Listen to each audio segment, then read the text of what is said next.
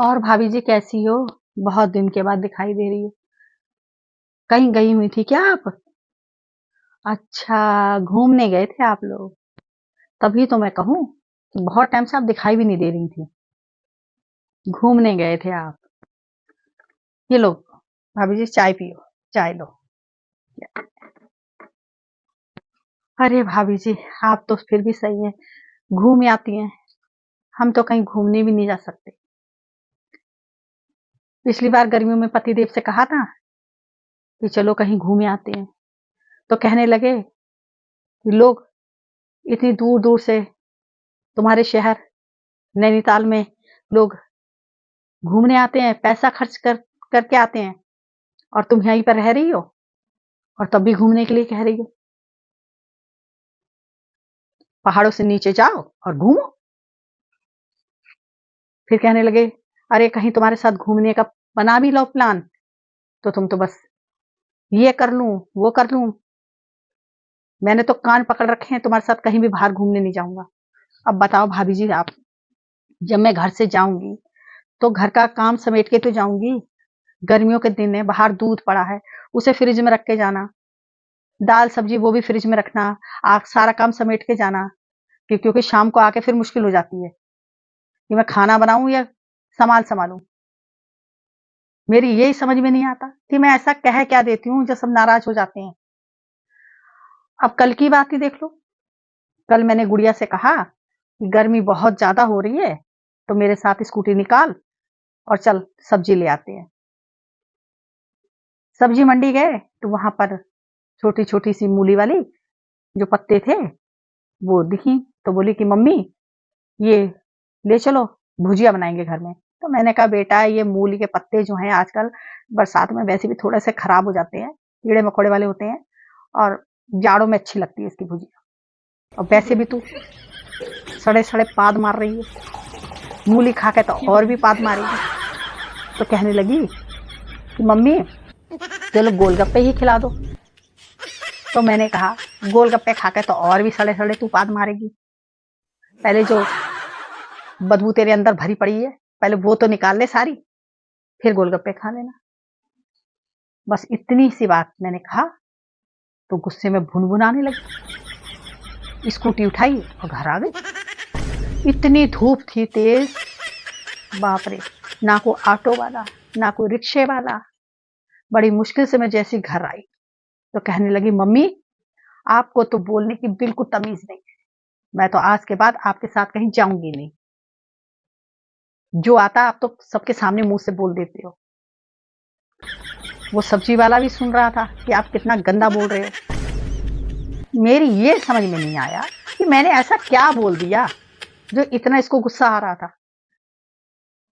अरे भाभी जी, आपको क्या बताऊं। उस दिन की बात आपको बताती हूँ कि मैं ये आए मेरे पति था, वो बोले कि जल्दी जल्दी काम निपटा लो, आज शाम को मेरे दोस्त के पोते की जन्मदिन है, और मेरा जो बेटा है तो भाई साहब के बेटे के साथ ही कॉलेज में भी पढ़ता है। तो मैंने कहा बेटा तुम भी तैयार हो जाओ, तुम भी चलना। तो जैसे हम वहां पर गए तो केक को कटा। इसके बाद भाभी जी मेरे पास आके बैठ गई और बोली कि सरबजीत क्या करूं, बहुत ही परेशान हूं। ये छोटा जो हमारा है मुन्ना, ये तो 3-3 4-4 दिन लेटिन नहीं करता है, बहुत ही इसको कब्जी रहती है। तो मैंने कहा भाभी इसमें घबराने वाली कोई बात नहीं है, इसमें परेशान होने वाली क्या बात है, छोटे बच्चे ऐसे ही करते हैं। जब हमारा बेटा छोटा था तो मैं भी साबुन की बट्टी बनाकर उसके अंदर डाल देती थी और वो लैट्रिन कर लेता था। और फिर भाभी वो इतनी लैट्रिन करता था कि बस मैं लंगोट बदलते बदलते थक जाती थी। वाह, उस समय हार्पिक का उस वक्त कोई डायपर का इतना वो थोड़ी ना था। मैं थक जाती थी। बस इतना ही मैंने कहा और बेटा मेरी तरफ घूर घूर के देखने लग गया। मैंने कहा ऐसा मैंने क्या कह दिया, मेरी तो कुछ समझ में नहीं आया। जब हम घर पर आए तो कहने लगा, मम्मी आज के बाद कहीं भी नहीं जाऊंगा, आपको बोलने का बिल्कुल ही तरीका नहीं है, आप तो जो मुंह में आता वही बोल देते हो। अब पता है कि अंकल का जो बेटा मेरा दोस्त है वो कॉलेज में सबको कहता रहेगा कि अरे इसकी मम्मी तो साबुन की बत्ती डालती थी तो ये लैट्रिन करता है, मेरी मजाक बनाएगा। आप तो बिल्कुल ही सोचते नहीं हो कि क्या बोल रहे हो। मेरी ये समझ में नहीं आ रहा कि मैंने ऐसा क्या बोल दिया कि इसको भी, बेटे को भी नाराज हो गया। अब भाभी आप ही बताओ। अब कुछ दिन पहले मेरी नंद आई थी, तो मेरी फ्रेंड आई, तो हम लोग बातें करने लग गए। तो बोली, मेरी नंद बोली कि भाभी आप अपनी सहेली से बातें करो और मैं चाय बना के ले आती हूँ। मैंने कहा चलो ठीक है। तो मेरी फ्रेंड कहने लगी, अरे अब तो तुम्हारी नंदू बहुत समझदार हो गई शादी के बाद। मैंने कहा हाँ, शादी तो हम बहुत पहले इनकी कर देते, लेकिन क्या करें, इनको हमेशा जुकाम लगा रहता था, नाक हमेशा सुड़ करती रहती थी, कभी चादर से नाक पोंछती थी, कभी पर्दों से नाक पोंछती थी। तब हमने इनका इलाज कराया, इलाज कराने के बाद ही हमने इनकी शादी करी। तो बोली नहीं, अब तो काफी समझदार लग रही हैं। मैंने कहा हाँ, अब तो काफी समझदार हो गई हैं, लेकिन पहले तो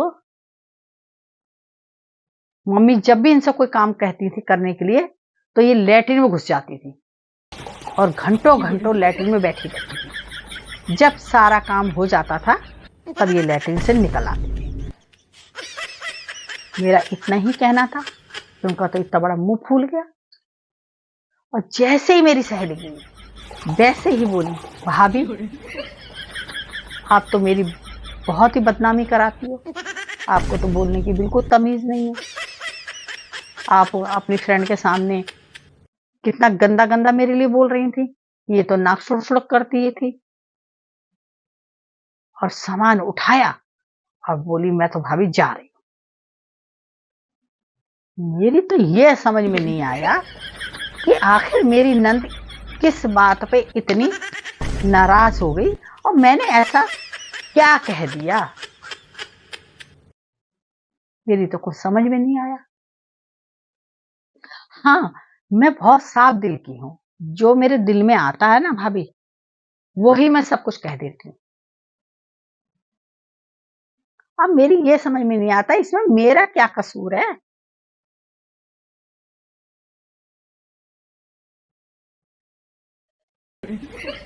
मेरी तो ये समझ में नहीं आता सब लोग मुझसे क्यों नाराज हो जाते हैं और मैं ऐसा क्या कह देती हूँ। आप मुझे बताओगे कमेंट करके। हेलो फ्रेंड्स, हंसने हंसाने के लिए आप लोग इसी तरह मेरी वीडियो देखिए, और हाँ, लाइक करिए। आप तो लाइक भी नहीं करते हैं, मेरी वीडियो देखते हैं आगे ऊपर को कर देते हैं।